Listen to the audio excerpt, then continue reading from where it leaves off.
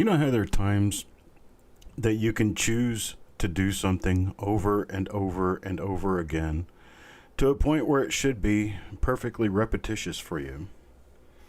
Yet somehow you manage to mess it up in a way that would make it appear to the outsider that you'd never done it before. Well, that's what I was doing when I was trying to get into this thread right here and get into this stream. I actually made the mistake of not hitting start stream on my software, and I'm sitting there waiting for YouTube to pick up my stream, wondering what is going on. You got to be smarter than the software, I guess. Hey folks, how you doing? I had just a little bit of trouble with my intelligence this afternoon, but it's all back, I think. We'll find out here in the next few minutes. I do have 50 names here for 50 spots in a 1960 Philadelphia minted roll wrapped by the Cincinnati Fed branch of Cleveland. Okay, so I've got this. Oh, wait a minute. My camera is not on. I don't know what's going on with that stupid camera these days. I think it's about to tell me that it's going to stop working altogether. Let's try this and see if this works. There we go. I don't know what's happening there. Anyhow, yes, I survived the blizzard. I lasted through to this morning. Yeah, we had an entire 1.5 inches of snow, and poor news crews around here, I guess, got nothing better to do with their time. They spent the entire night, the entire evening, broadcasting live from different areas along the roadways, in front of bank thermometers, or wherever they could go to show us that the temperature was only slightly above freezing most of the evening, and for some reason, that flurry of snow that we got didn't stick to the roads and make everything nasty. Yet even on the noon news today, they were still reporting live, driving around in a car on the streets of Raleigh, showing you where the road conditions. It's a bright sunny day outside. It's beautiful out there. The roads are dry.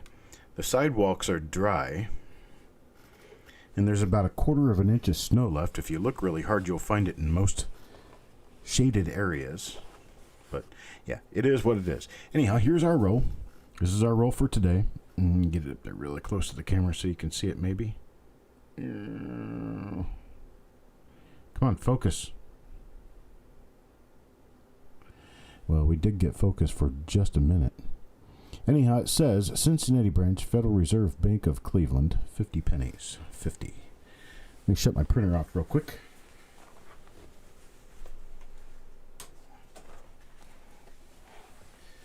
I've got enough plugged into the power source that my computer uses, or into the wall that my computer uses. My printer is such a Mondo printer, it tends to take enough juice that it makes my lights flicker. I love that.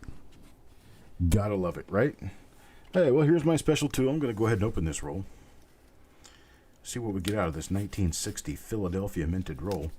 1960 Philadelphia is going to give us decent possibility for double die obverses, double die reverses, and even the ever so slightest tiny possibility there could be small date coins in the roll. It is a very tiny possibility, but it's there nonetheless. There's also a number of errors, possible errors, and other things that could show up in the 1960 Fed Reserve wrapped roll. So we're going to take a look in here and see what we can get out of it.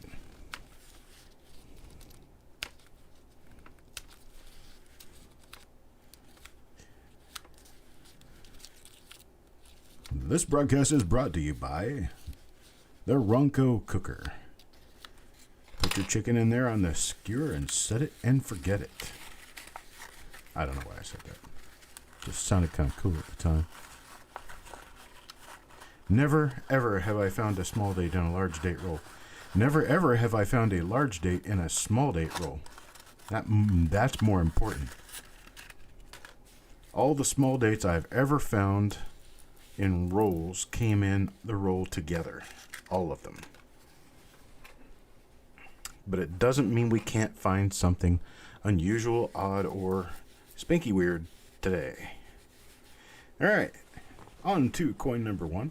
You guys will note that I have gone all fancy on our flip inserts for the reveals. You've got your reveal number on one side. You've got Coppercoins and LincolnCent.com on the other side, just to remind you where you got the coin from and where you can go to get more like it. Alright, first coin in the roll goes to Paul Hampton. Let's see what Paul Hampton gets out of this. First of all, let me turn it up just a little bit so we can see it better. Now, most of the double die obverses known for 1960D do involve, or 1960 Philadelphia, do involve the date or the eye. You can get doubled eyelids or a little bit of doubling to the outside edge on the date. I don't see any doubling on this coin. Most of them, I said, not all of them. Eric, was that Philadelphia mint coins or Denver mint coins? I've seen the Denver mint mix them up. I've never seen them mixed in Philadelphia rolls, though. That would be quite awesome if they were, and if we had some here. That would be really awesome. Nice little die scratch running right across the bottom of the statue. And that will be coin number 1 in the roll for Mr. Paul Hampton. We may or may not find anything in this roll. When we do, they usually turn out to be pretty nice. But it's not highly common to find die varieties in 1960 Philadelphia rolls. Not highly common. So those were from Denver. Much, much, much different animal from Denver than from San Francisco. Or from, I'm sorry, Philadelphia. Mr. Dowdle gets our second coin. Coin number 2. Coins have a very nice, kind of almost rusty color. Really nice color these things turned.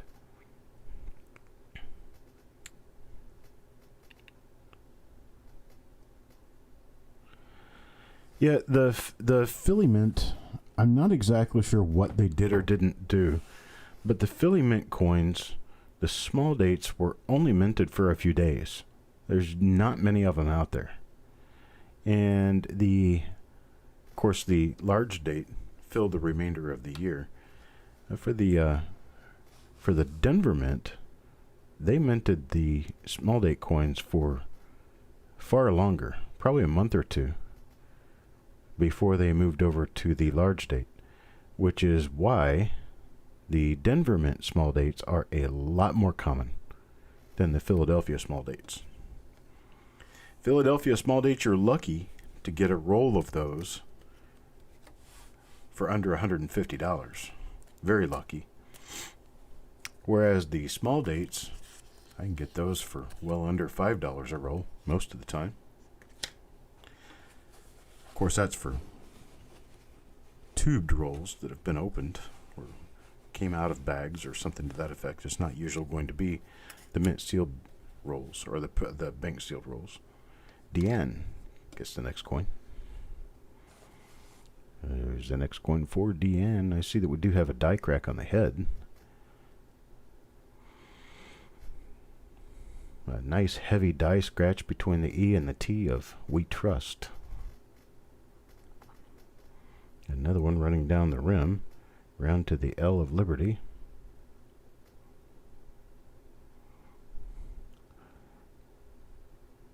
The old die crack on the shoulder. This is not a coin that is lacking markers. It does appear to be a coin that's lacking doubling, however, which is what we're generally after. Really nice condition coins. Very pretty colors. Very nice color to these coins. Most of them appear to be nice gem coins, too. So that's coin number 3.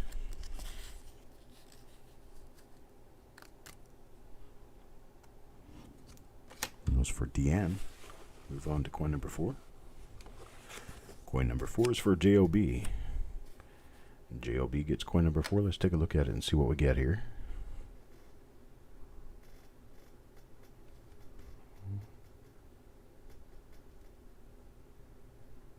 Looks like it could possibly be a double die. Let me zoom in really quick because I'm seeing some doubling on the outside edge of the 0. Yeah. I'm thinking this could be a double die. I'd have to see another example to tell for sure. But if you look on the edge toward the rim, on the inside and the outside of the 0, you'll see just a small smidget of doubling in both areas. And that I'm going to set aside as a possible double die. Go on up and check the T in trust and see if it also has it. Okay, it does not, nor does the U. Let's look at the R. Not seeing it on the R either. So it may not be a double die, but on that 0, it sure looks like it could be a very minor double die. So I'll hold it off to the side. It's not going to cost us anything. Hold it off to the side and take a look at it with other coins and see. I do not see doubling anywhere else on the coin, which kind of gives me a little bit of a thought that we probably have nothing. Okay, so we've got a die chip in the upper B of Liberty. He's back over to that 0. So you can see just a hairline of doubling on the outside edges of the 0. That's definitely not machine doubling. It's probably a double die. So I'm going to hold this one off to the side and see if we see any more of those and see what those look like. So what we're going to look for specifically, I've got a chip in the upper B, but I want to find something near the date. A whole bunch of little die scratches going east and west up through the 1. What do we have that's... Okay, so we've got 3 little die scratches coming off the inside tail. Actually, 4 little die scratches coming off the inside tail of the 9 headed south. So that's where we'll look to be sure that another one that we find of this die is going to be the same die. Now let's take a look at the reverse and see if there's anything there for us.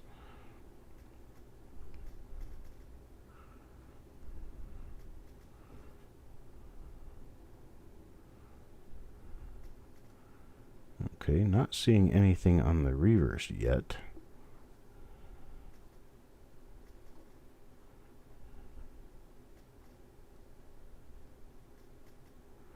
Yeah, nothing there. Look at the eye real quick. I forgot to do that.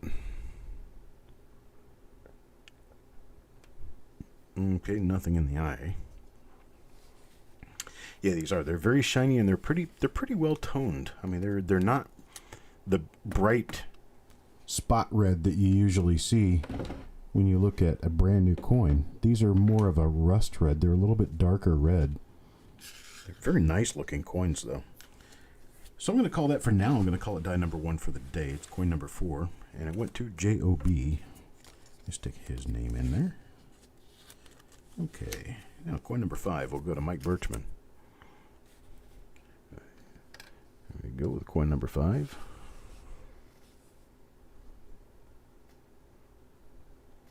See, I'm not seeing that same doubling on this coin, which should be the norm because, well, this is a different die. As we can tell, because the markers are completely different on this one. You see that color up there around the T of trust as I move this in and out of field? That's the actual color of the coin. It's got that nice kind of a pinkish purplish color. It's really interesting. Happy little color all over the coin. Lives all over the coin. Happy and dancing. Just colorful. Okay, Bob, stop. No need for Bob Ross today. Hey, coin junkie. Okay, we got nothing on the reverse of this one. There's a nice, clean, earlier dice date coin, though. You can see that there's not very many flow lines on this, and the outside edge of all the letters toward the rim are rather sharp.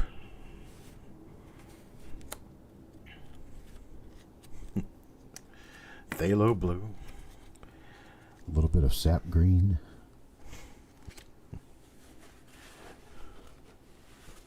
No small dates yet, Stonecutter.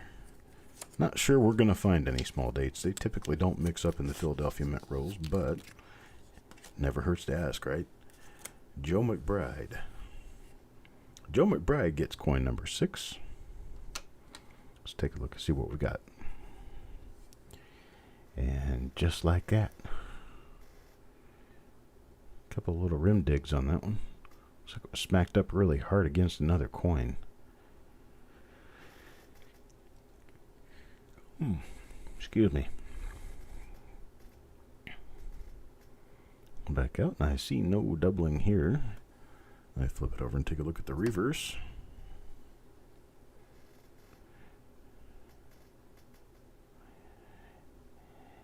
Nope.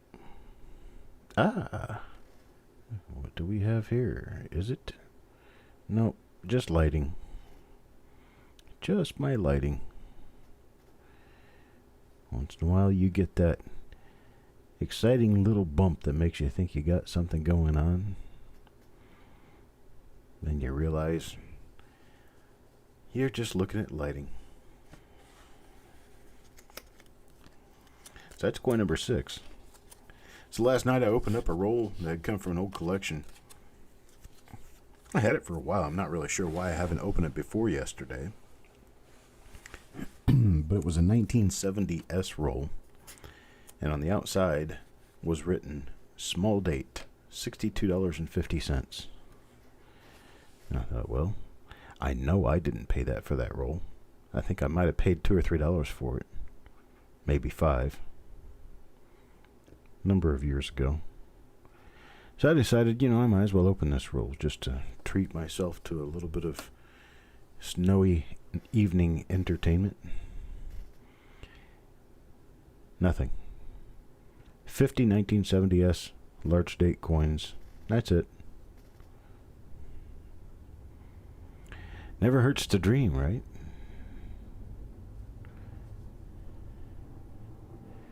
Never hurts to dream you can fly. It only hurts to act upon it.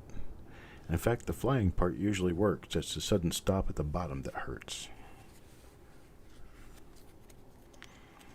We're having a great day here, UK Coins Forever. We had our only snow this winter so far, yesterday. It measured a grand total depth of about 1 inch. And it sent the entire city on a complete tailspin from noon yesterday through bedtime. When everybody finally started seeing that snow taper down to little of nothing, and it's been so far above freezing the last few days. Most of it melted before it even had a chance to sit on the ground for very long. Got up this morning to take the dog outside for a walk, and it seems the sidewalk and the street out in front of the house were snowphobic. It's a nice little die crack right there, running off the rim through the VDB. But we've got nothing else on the obverse of this coin. Let's take a look at the reverse and see what happened there.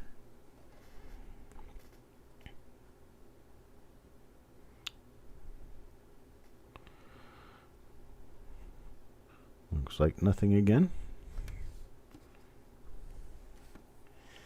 Oh, penny parent. Hope everything's going on well up in your Iowa neighborhood today. Your weather is in my yard. I'll need you to come get it. J.O.B.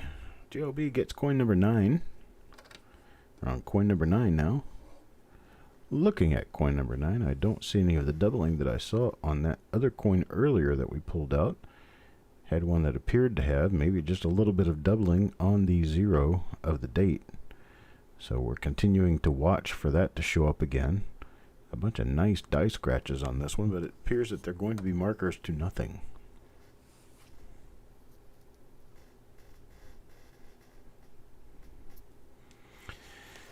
Penny Parent is painting me a picture. I'm not sure what it is yet. I'll find out when it gets here.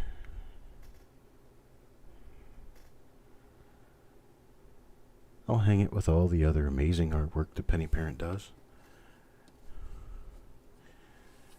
Right on my basement wall. Oh wait, I don't have a basement.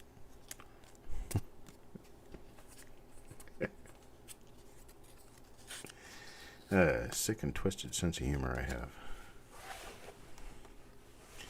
Here we go. Coin number 10 is going to go to Cent Hoarder. Cent Hoarder, this will be your coin.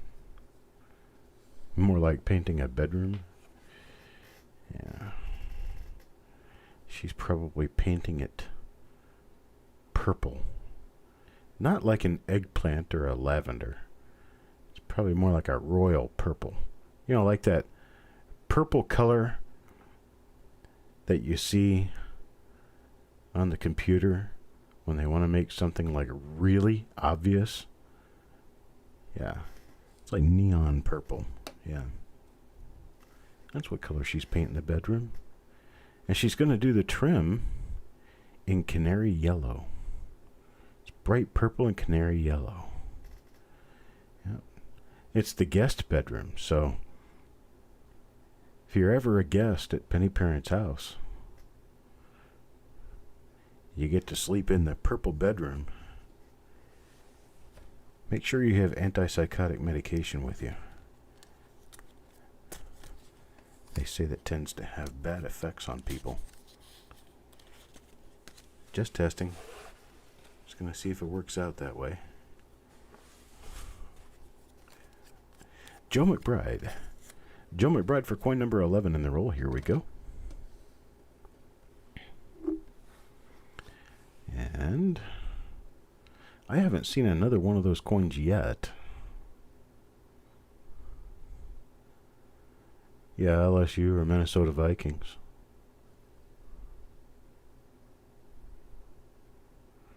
Purple and yellow. You know, purple and yellow are opposite each other on the color wheel. Yeah, if you do the basic primary and secondary colors, purple is a secondary color, yellow is a primary color. Purple is a mixture of red and blue, so it's directly opposite the color wheel from yellow. So I typically designed a lot of our holidays after the color wheel. And they're going to be complementary colors, which are exactly opposite one another on the color wheel. You have red and green that are opposite one another. Now what holiday does that bring to mind? Right? There you go. You got blue and orange that are directly opposite one another on the color wheel. Now, what holiday does blue and orange bring up in your mind?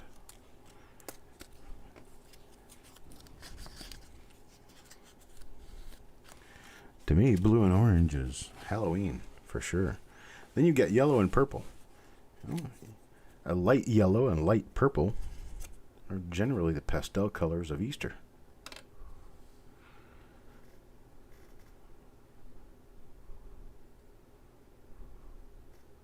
That's how that works. Hey, Cajun, how you doing, buddy? Chicago Bears, blue and orange. Yeah, Chicago Bears are more of a dirt orange and a navy blue. Hey, we do have beautiful double die. Look at that. Who'd this go to? Adam Chambers. God, look at that. That is one serious double die right there. It's like 4 times the normal thickness. Look at that. Look at that FG right there. We're always looking for stuff like this. Hello, Hidden.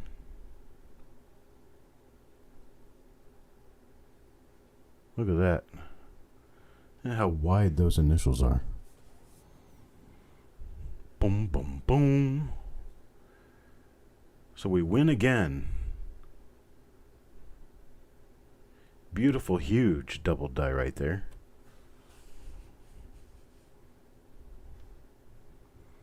I'll keep going around a little bit. Bottom of the T, bottom of the N, bottom of the E of cent.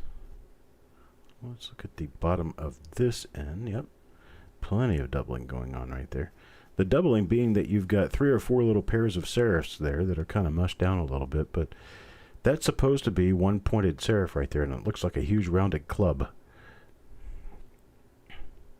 Nice, nice double die. I'm going to initially say that this one appears to be DDR number 2. I'll have to go back in and take a good look later on. See the bottom of the A right there? So it looks almost completely disjointed. It's so doubled. Look at the bottom of the R right there. That's amazing. Really nice double die. I caught it first right there.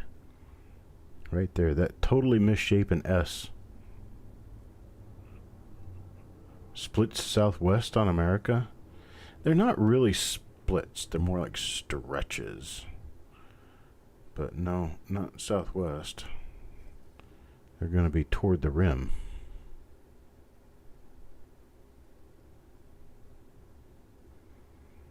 It looks like 3 or 4 hubbings created that.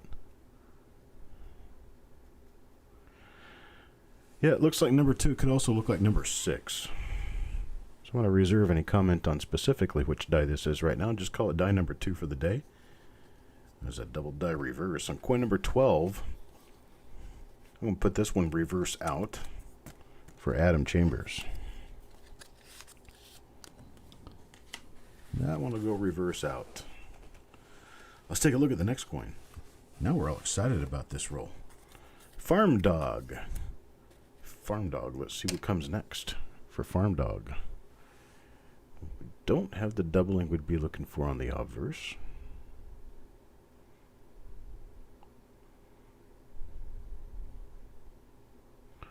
Looking around on the obverse. So we've got die scratches running through the ERTY of Liberty. For something near the date that actually works as a good marker. Okay, we've got north and south die scratches in the throat area. I'll flip it over and take a look at the other side and see what we come up with here. And see, this one's all normal. But you can see how pointed all the serifs are. And they're supposed to all be like that. But you get those really nice double dies and, man, they don't come out so pointed.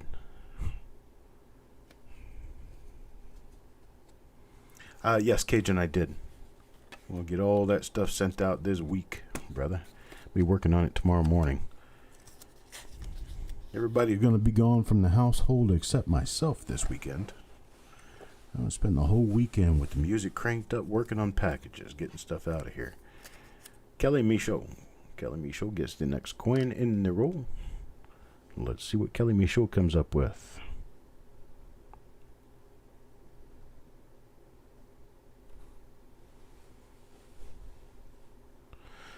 That's that same die with the big die scratch going all the way around the design.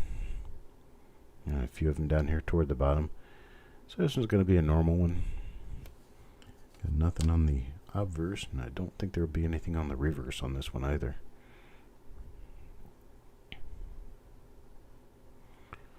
Oh. Just a normal coin. Nice condition. These things came out a nice deep red color. Very nice looking.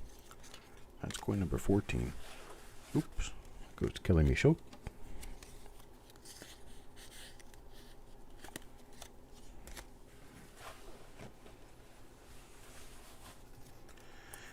Next for Farm Dog.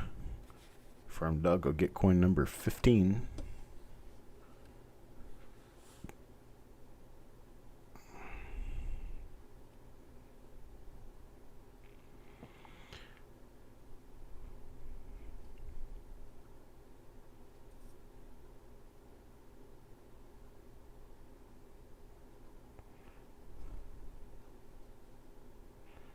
So nothing really on the obverse.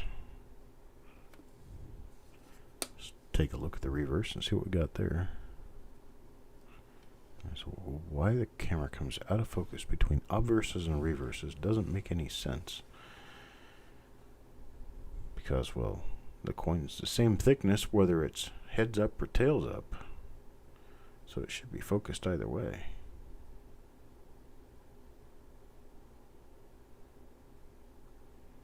There we go. It's a little bit better. Alright, nothing going on there. Let's take a look at the next coin. It's coin number 16. And put that one together for Eric Beyer. Eric Beyer will get the next coin in the roll.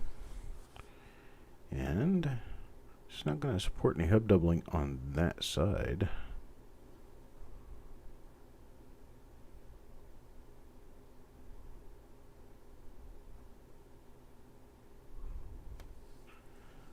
Let's take a look at the other side.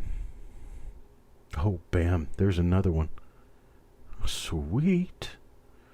Little sweet. Looky here. What do you got? 4? Is that quadrupled? Triple or quadrupled? Let's see here. Count the G's. Jeepers creepers. What'd you do with them peepers? You turn that ring up. There we go. Guess a little bit more light in here. I'm seeing at least 3. At least. 1, 2, 3. 3 or 4. Kind of hard to tell. It's either 3 or 4 that made all this up. It's tripled or quadrupled. But since it's class 6, it's going to be more of a stretching than it's going to be more of a separation. It's be a class 2 plus 6, I think. It looks much nicer over on the right side of the design than it does on the left side. You can see it up here in states. It's pretty clear. But it becomes abundantly clear once you start getting down this area. The E-R-I-C-A and the designer's initials.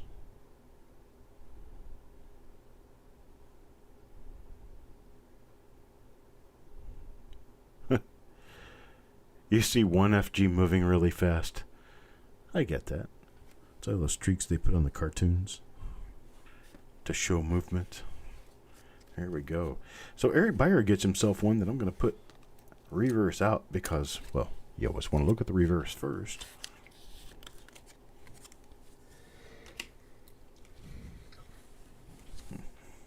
Got a swig of coffee. Never mind, no coffee. I came in here to do a broadcast and I am out of coffee. Well, here's Kelly Michaud. Kelly Michaud for the next coin. See what we get on that one.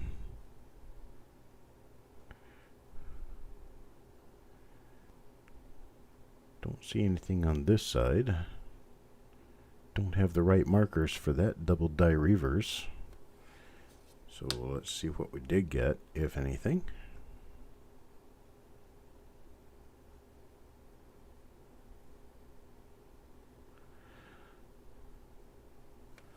Nothing doing on that side.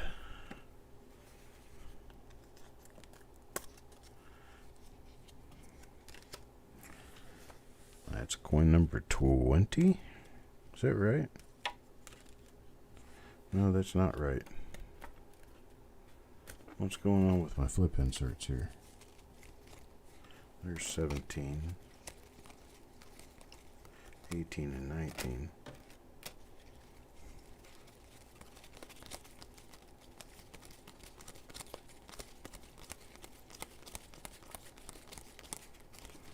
Something got a little drunk here. Get this coin back out of here. Because that's not coin number 20. It's coin number 17. There we go. There, coin number 17. There we go. And that will be for Kelly Michaud.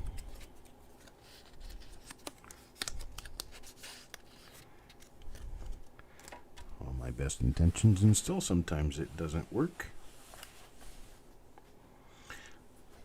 Commercial time coffee run. Well, the problem is there is absolutely no way I can get coffee done inside of a minute and a half. And that's all the coffee time. That's all the commercial time I take. Levels of Madness gets the next coin. I don't want to take the 5 minutes that it would take for me to run downstairs and get coffee because I don't have a pot. I use a Keurig, and it takes a few minutes for a single to brew. And I'm not going to take up that kind of time on a live broadcast. So I'll just have to suffer until later. don't happen to have any iced tea made, or I would get some iced tea. Iced tea is always enjoyable on a snowy day. Okay, got nothing going on there. It's Levels of Madness first coin there, number 18. I think it's his first. Coin number 18. Yes, I do need a machine in my office. I need a machine in my office. I need a toilet in my office. I need running water in my office. Quads is next.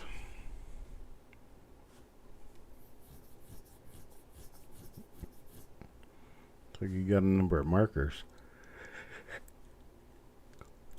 but none that work to present themselves as the obverse of the double die that we seek. Now that we know that we have a double die, we would be actively seeking it. And we have nothing on this coin. Tends to be a regular coin. That happens from time to time for sure, especially in bank wrapped rolls. Cannot control the contents of a bank wrap roll, and typically it's typical. I'd love to have a coffee machine in my office. Thank you, Jess.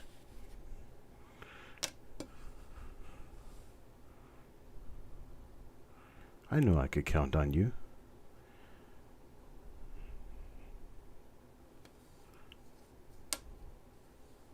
I'd like the one that brews 24-ounce cups, please.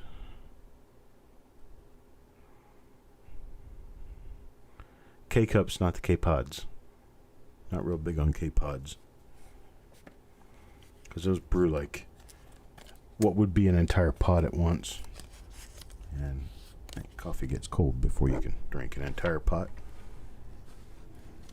It's also entire pots of coffee generally don't taste as good. Oh, looky there. We've got a wrapper for Paul Hampton. Paul Hampton will get the wrapper on this one.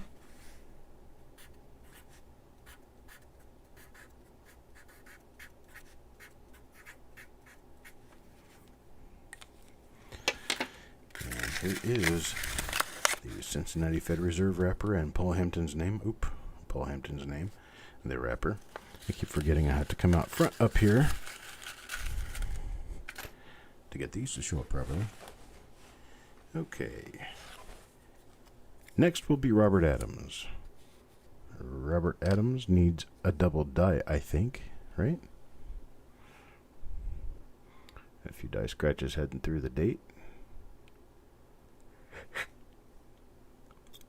I've not found that die 1 on the day again. I have to go back and memorize a few markers on it and go back and search through the roll and make sure I don't see any others. I have seen things look like double dies on one coin, and then I search and make sure I've got the right markers for a particular die. I look at other coins from the same die and realize I wasn't looking at anything at all. Hello, Easy Coins. Kelly me show again.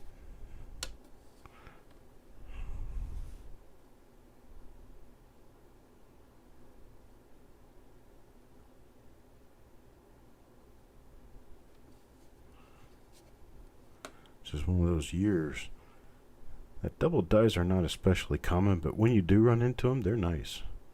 There's some pretty nice ones for 1960. So far, we've found 2 monster reverse double dies in here. I say at least a $20 to $25 value on those.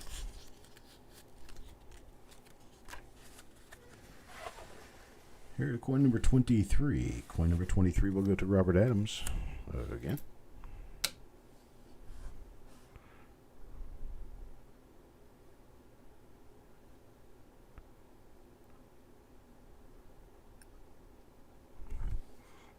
Oh, nothing on that side. Let's take a look over here and see what we get.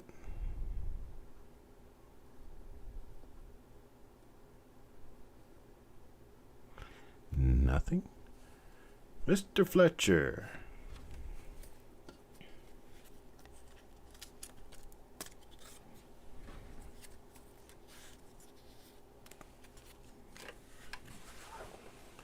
Next up will be Chuck Nickel. See what Mr. Nickel gets.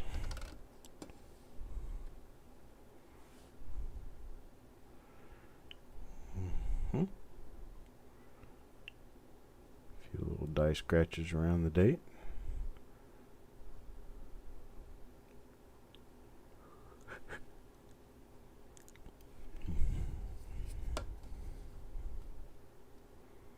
Yeah, we've got nothing on the reverse on this one.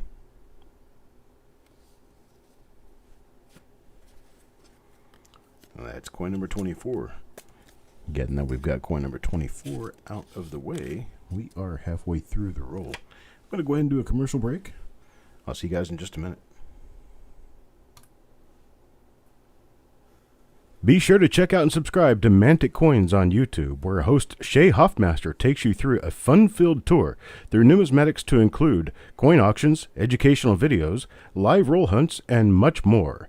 Come join in the educational fun with Shay. Search Mantic Coins on YouTube and subscribe today.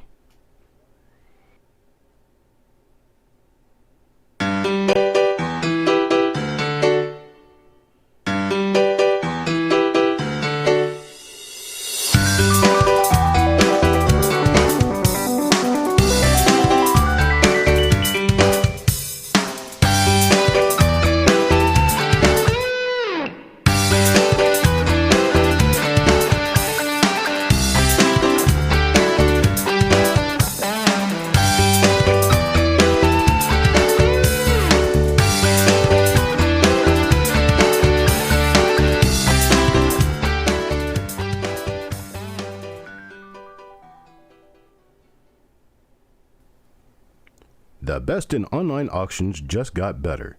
Now you can enjoy Coin Night live auctions twice weekly with the addition of CNLA Weekend Edition with your host, Jessica Johnson.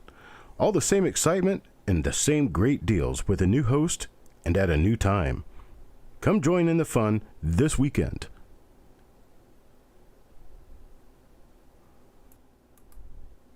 Here we are. Back for the second half of the roll. I promise you I'm going to add more commercials to this soon. That was my test run. Still haven't actually gotten any real commercials done yet. FCON will get the first coin, the second half of the roll. And this is it right here.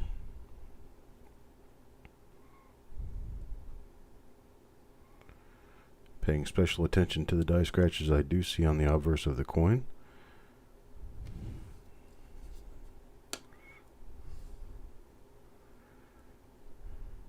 Working through the idea of the number of dies that there are in the roll.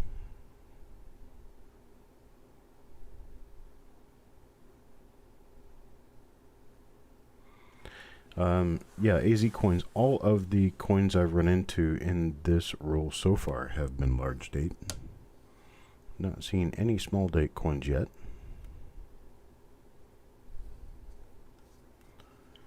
That's probably the first thing I check when I look at these coins, so I know I haven't missed any small dates.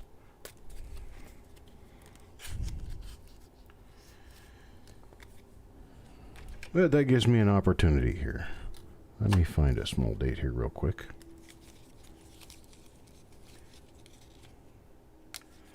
Let's see. There we go. Okay. This right here is a small date that I found at a show. I'm going to take it out of the holder.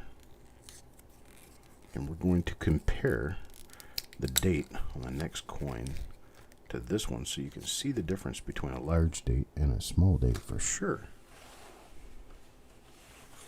Next coin's going to go to Midnight Silver Run. I'm going to put the small date coin on here. And then I'm going to put Midnight Silver Run's next coin on here to the right of it. We're going to go down, we're going to look. That's a small date right there. That's a 1960 small date Lincoln cent. Now, if I move straight over to the date area, the other coin, oh, let me flip this around it right there so that, okay, you can see how far down the 9 stretches and how far up the 6 stretches and how big the 0 is on this. Now let me move back over. You see the 0 is smaller. The 9 and the 6 don't stretch up or drop down near as much. And if you draw lines, horizontal lines going straight up and down, on the edges of the 6, you can see that the tippy top of the 6 would not touch that line on the right side of the 6. So if you were to draw 2 straight up and down lines, so like right here, oops, let me do it on this side. If you come over here, you draw a line going straight up and down on the right hand side of the 6, you can see that the tippy top of the 6 doesn't even come close to that line. Whereas on the large date, if you did that same line, your tippy top would almost touch that line. So there's part of the difference. Now look at the shape of the 6 and the 0 together. 0 is so much larger than the middle of the 6. Look at the circle on the inside of the 6. Compare it to the circle on the inside of the 0. The 0 is like 2 to 3 times larger. If you look over here, you'll see that the 6 and the 0, the inside circle on the 6 and the 0 are almost the same size. And then also, if you were to draw a line going straight across the top of the 1, the 9, and the 0, right there. See, if you've got a line going straight across the 1, the 9, and the 0. If you're drawing straight from the 1 to the 0, your 9 will barely touch that line. Now over here, if you're going from the 1 to the 0,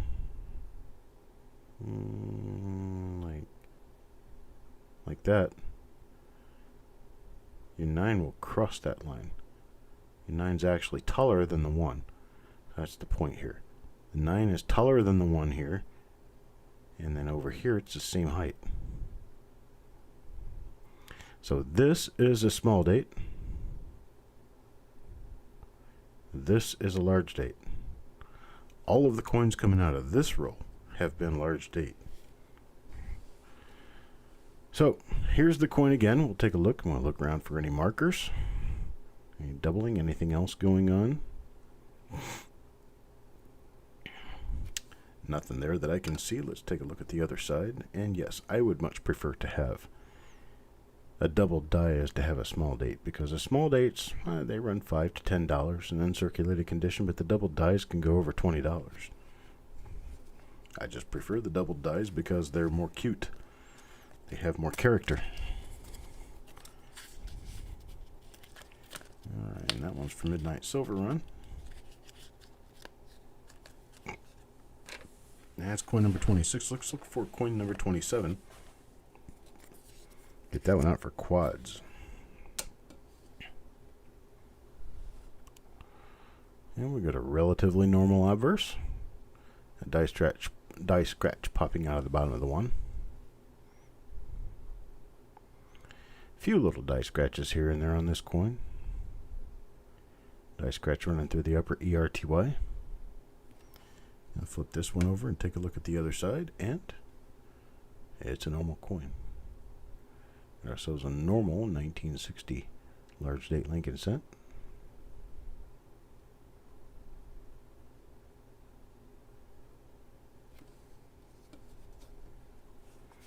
Hello, Paul Hampton.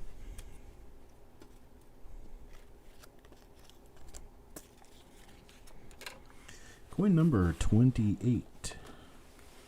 Coin number 28. Oh, I gotta get Quads' name back on there. Coin number 28 is gonna go to Bill Betts. As soon as I can get Quads' name in this coin.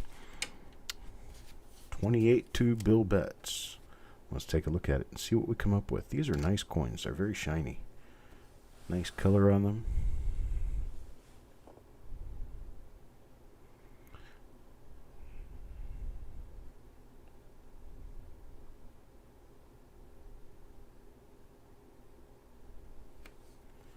Alright, let's look at the other side. We have literally nothing going on. A little bit of damage on the Prolerobasunum there.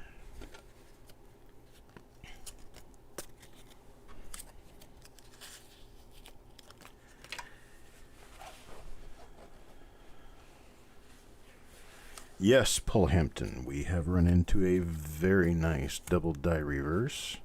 I'll make sure I point it out when we find another one. I'm pretty sure there'll be at least one more in this roll. That's just out of the law of averages. We've only found 2 so far. We've got a roll of 50 coins. We should find another 1 or 2 at least.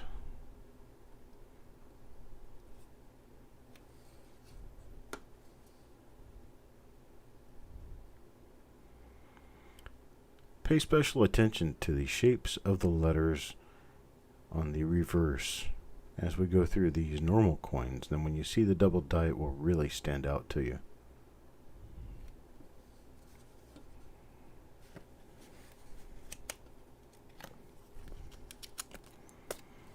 Because to me, it's like, Wow, how did they miss that? Fcond gets the next coin. Make coin number 30.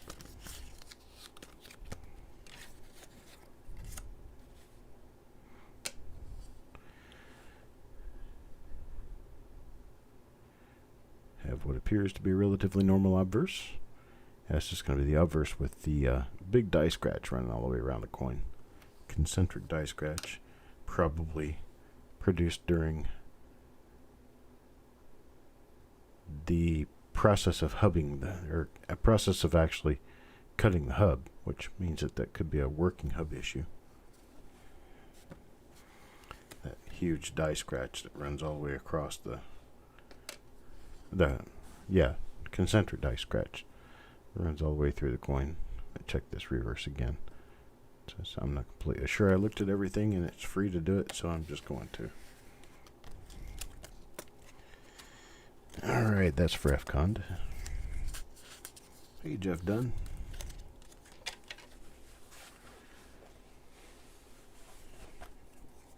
Alright, Levels of Madness. Let's see what Levels of Madness picks out of this roll.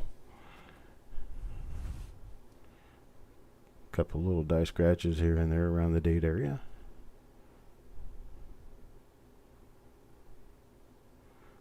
This one's slightly different concentric die scratches, but it does appear to be the same die as the one we just looked at.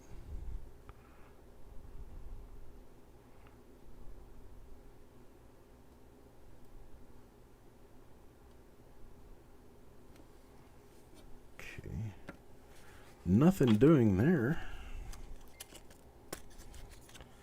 On to coin number 32. Oops, I gotta get level's name in there. Don't let me forget that. I forget to put somebody's name in one of these. I have to go back and figure out what I'm doing and change everything around. Quads will get the next coin in the roll.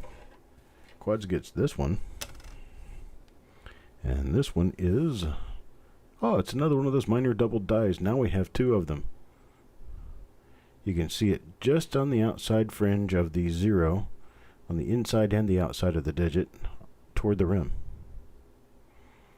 We'll check our markers on this and be sure that we've got markers that fit. That's one of our first markers for this was die scratches around the date that I'm not seeing right now. So we can give it a shot. We can see that if they are the same, when we pair these up to take a look at the microscope a little bit later on this evening, I'll check these over real carefully to be sure I haven't missed anything.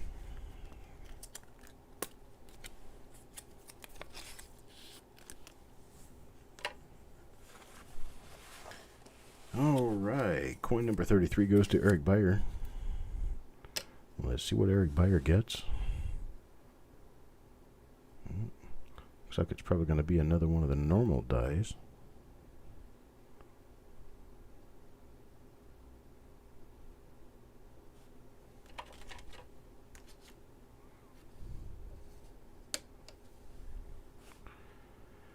Yep, another one of the normal dies.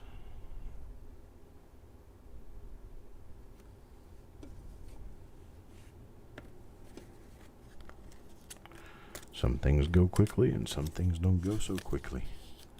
this part's running pretty quickly right now. Hope we slow down for some more double dies. Mike Birchman. Mike Birchman. Get this coin.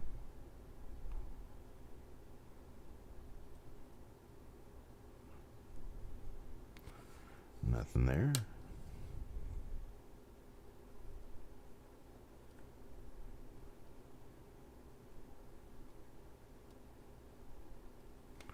And nothing there.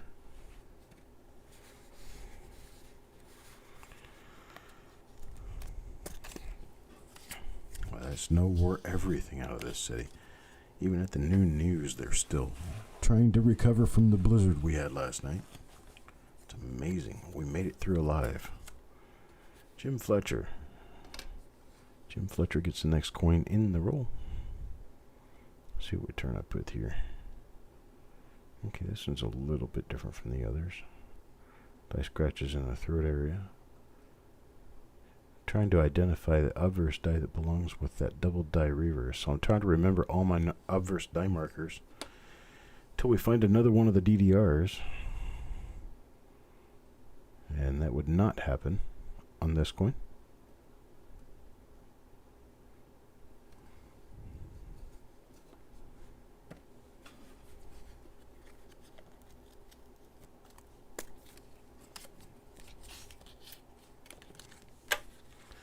So, coin number 36.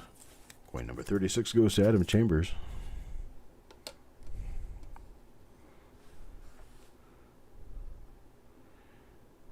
Okay. This is going to be a normal one too. I think I just ran into this die a couple of coins ago. Yeah, I think I did. Ran into this die just a couple of coins ago and I didn't find anything on it.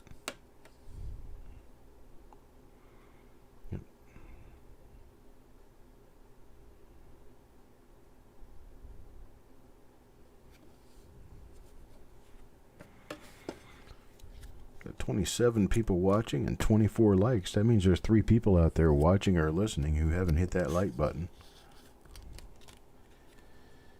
I'd like to see 30 likes per video. It'd be really cool. Shannon McCord. Shannon McCord gets...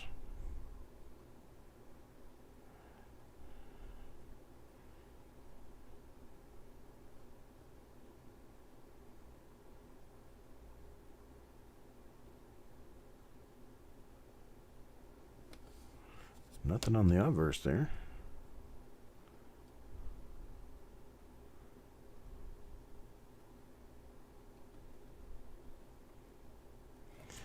Nothing on the reverse either. The obverse and reverse are both clean on this one, so it's going to turn out to be a normal 1960 Lincoln cent. Normal is good sometimes. Not necessarily for what we're trying to do, but Mr. Fletcher. Sometimes I guess it's good to be considered normal. Means you're not a threat to the rest of the coins in the roll. I can live with that. Bam, there's one that's not normal right there. That's another one of the big double dies right there. We're gonna flip this one back over and take a look at the obverse markers. Make sure that we've got everything intact with the reverse here, and that it is another one of those nice double die obverses. I don't think this is die number 6. I have enough experience looking at die number 6 to this point. I think it's a little bit more of a spread on the left side than just on the right side. Okay, so what I'm seeing here is a little die scratch connecting the bottom of the 1 with the middle of the 9, and a couple of little die scratches connecting the 6 and 0. What else do we have up here in front of the face, or do we have anything at all? Not really. So it's almost marker free.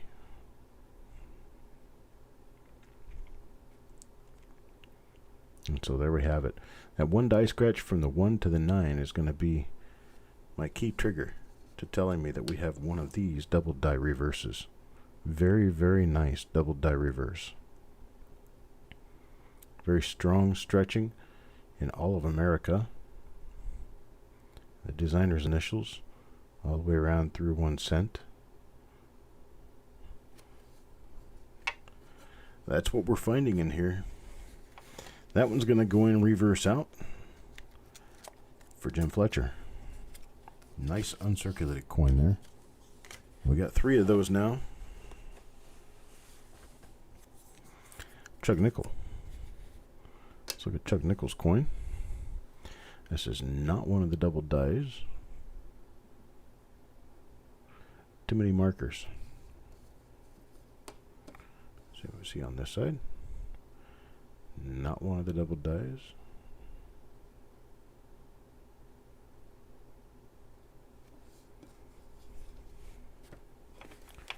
And that's coin number 39. Coin number 39 goes to Chuck Nickel. Now for coin number 40. Also Chuck Nickel. Coin number 40. Let's see if we can turn him some luck. It appears not. Appears that this one's going to be a normal coin.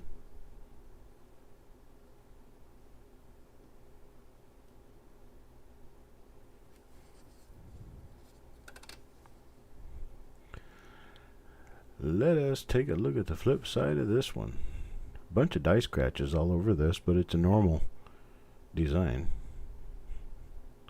Nothing going on with the design to make it worthwhile for holding out for any other special purpose. Nice album filler coin though. Definitely. For sure, this one's got some pretty interesting color starting to develop on it. And next up, coin number 41 goes to Adam Chambers. And this one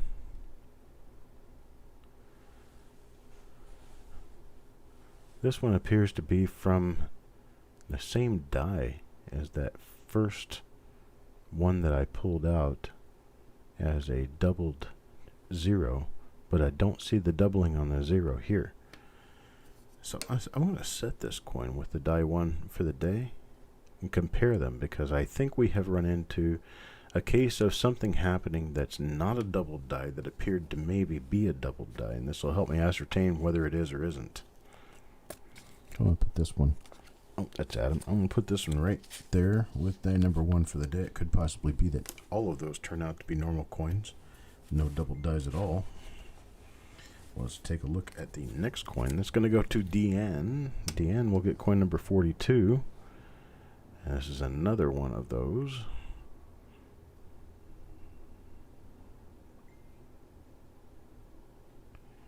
Got nothing on the obverse. Let's take a look at the reverse real quick.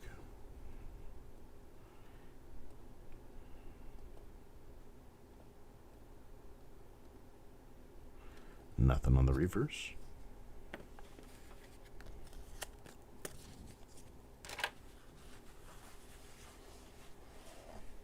Oops. I get Deanne's name in there with that one. There we go. Next up will be Levels of Madness. Levels of Madness gets the next coin. This one's also not going to be a double die reverse. Not a double die. This one's got the marker inside the upper half of the B. So we'll have to see what we come out with on here. Don't think there's going to be anything on this side. I think I remember it that way. We have seen this die pair before. Turned away the last one, so this one should be a turn away too. Alright, and it is. That's coin number 43. Coin number 44. Coin number 44 will be to Mr. Dowdle. Oops, I got to get Level's name in that coin number 43 before I absolutely forgot. There we go. Now, Mr. Dowdle's coin number 44 looks like this. Now, it's another one that's not going to be the double die reverse. That's kind of a pity. I wish half this roll were the double die reverse. I'd love for everyone to be able to get one, but these things tend to be rather uncommon in this roll. This one should also not be a double die, and it is not a double die as predicted. Still a nice uncirculated. It's a really bright, lustrous coin. And these coins, if you guys just joined us a little bit later on, these coins all tend to have a little bit of a darker appearance than your typical bright, uncirculated 1960 Lincoln cent. I think that could possibly be because of the red in the wrapper. Hey, Robert Adams, we got one nice double die reverse coming out of this. And I think that's going to turn out to be all. This looks like it may be one of them. In fact, I think it is. I think this is going to turn out to be a really nice double die reverse, so stick around a minute. flip it over and see. Indeed it is. Bam. A really, really nice double die reverse. Real strong extra thickness in the entire right half of the design. Left half has some very mild extra thickness with some separation. This is a class 2 plus 6, at least double die, possibly quadruple die reverse. And I believe it is die number 2. Kaneka die number 2. That's coin number 45 and goes to Joe McBride. I'm putting these reverse out because the reverse is definitely the side of interest on these. So we've got Adam Chambers, Eric Beyer, Jim Fletcher, and Joe McBride all have one of these so far, and we've got 5 coins left in the roll. Let's see what we can do with that. Well, here you go, Robert Adams. You might want to stick around and see if you happen to get one of those right here. And it is not. This is a different die. We know that the double dies are rather absent of obverse markers.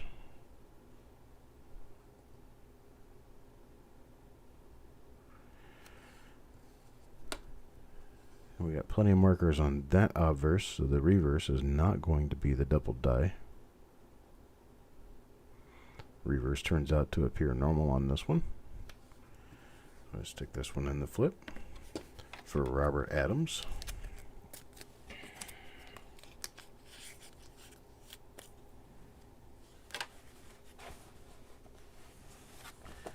Next in a roll, coin number 47 will go to Deanne. Let's see if Deanne ends up with one of those. Not in this coin. Nope. Got too many markers on this side. So double die tends to be very absent of good markers. On the obverse, anyway. By the time you get to a reverse, you're looking around for markers. Do you really need markers? And you've got the attributes of the doubling itself, the characteristics that the coin exhibits are pretty much enough, right?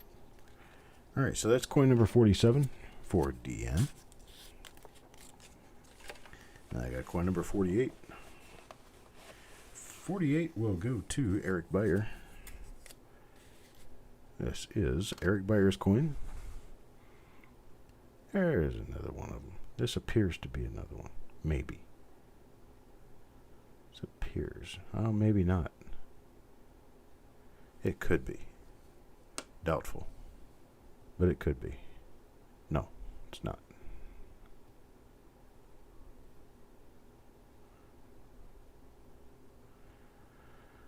Okay, no hub doubling on this one. I'll put it in its flip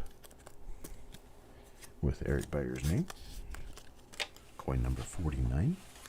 49 goes to Farm Dog. Let's see what coin number 49 has for potential. And its potential is rather grim. Does not appear that it's going to be a double die. There's some scrapes on this one too.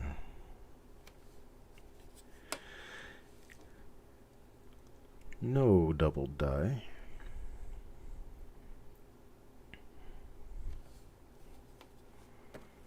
That's coin number 49. Let's take a look at number 50.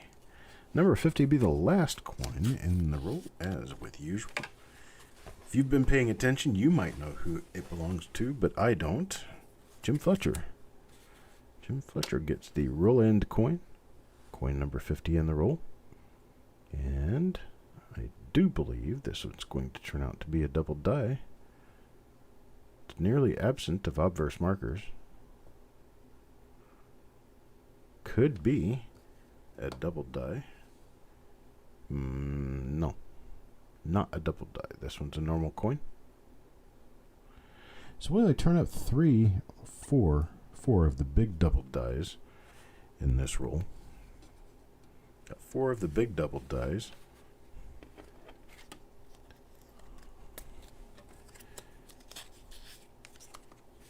Don't have much in here at all, actually.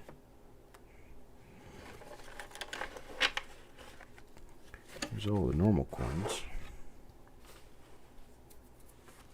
And then the smaller double die I have to take a look at and then go back through the roll and see if I missed any of them. There's 3 of them here. We've got one for GLB, one for quads, and one for atom chambers.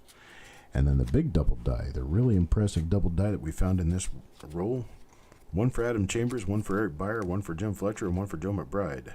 I don't know how I just got McBride on that, but I did. And usually I have Jay McBride on there, but it is what it is, right? All right, folks, we got 4 really nice double die reverses in this roll, and that's about it. I appreciate you guys coming out. I've got to get back to these packages or I will never get done. I do appreciate you guys coming out. I do have availability to 7 rolls that I'll be doing tomorrow on the Facebook page for Coppercoins. If I happen to not sell all the spots in those rolls, I will be available to offer them tomorrow. I'll be offering them tomorrow during the reveals. I'm going to post a schedule of the reveals on Facebook so that you can see when those reveals will be, all in one place, and then have the opportunity to message me or to go into the thread and purchase spots on those rolls. Also available through email. If you don't happen to have Facebook, you can contact me through email. If you listen up real carefully, I will let you know what I've got coming up. The what I've got coming up is, let me get up to it here real quick. Okay, roll number 82 is a 1957D Pittsburgh Federal Reserve Raptor roll. I have about 12 spaces left in that one. And those are $3 per coin, limit of 3 per person. Roll number 83 will be a 1963D original roll. It's original bank wrapped roll. I have about a dozen spots in that one left. And that one is $2 per coin. That's roll number 83 for 1963D. Original bank wrap roll at $2 per coin. Now we got coin roll hunt number 84. Coin roll hunt number 84 is for a 1959 Philadelphia Pittsburgh Fed wrapped roll. I've got almost 2 dozen spots left in that one. And that is $1 per coin. Then I have another 1960 Philadelphia roll coming up. This other 1960 Philadelphia roll is $1 per coin. Now everything I'm doing here is going to be three coins maximum per person. 3 coins maximum per person. So roll reveal number 85 is a 1960 Philadelphia Pittsburgh Fed wrapped roll for $1 per coin, and I have just about 20 of those left. Then roll reveal number 86. This one's filling up quickly, and it could already be full. Original roll reveal number 86 is a 1969S original machine wrapped roll. This is an original bank roll. As of this morning, I had a dozen spots left in this roll, but I think most of those have sold. You can try to get in on it. It's $3 a coin, 3 coins per person maximum. Then I've got a 1970S roll. 1970S original machine wrapped bank roll. We've got, let's see, just about a dozen spots left in that one. That's roll number 87, 1970S original machine wrapped roll for $3 per coin. And then number 88, the last one for tomorrow, is a 1999 original bank wrapped roll. 1999 original bank wrapped roll, and I've got just about half of that roll remaining at $2 per coin, 3 coins maximum per person. So that's what we've got coming up. If you go over to the Facebook page at Coppercoins Facebook page. Yeah, Coppercoins page on Facebook. How's that sound? You can purchase these spots by binning the number of coins that you want in the thread for that particular roll anytime this afternoon. I will get to sending out these invoices this evening for these rolls, and I will be opening them every 2 hours during the day tomorrow beginning at 10 a.m. So I got one at 10, one at 12, one at 2, one at 4, one at 6, one at 8, and another one at 10. was that 7 total rolls. 10, 12, 2, 4, 6, 8, 10. Yeah, 7 total rolls tomorrow. Got them all sitting right here in front of me.